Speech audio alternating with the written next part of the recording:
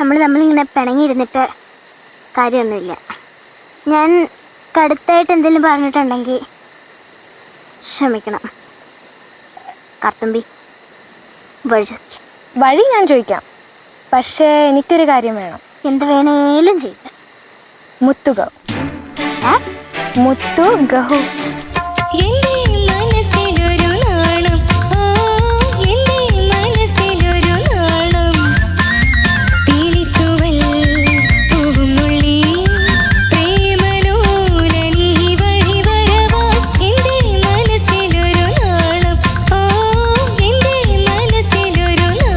ഇതിൽ cinematographer KV Anand sir, അദ്ദേഹത്തിന് national award കിട്ടിയിട്ടുണ്ട്.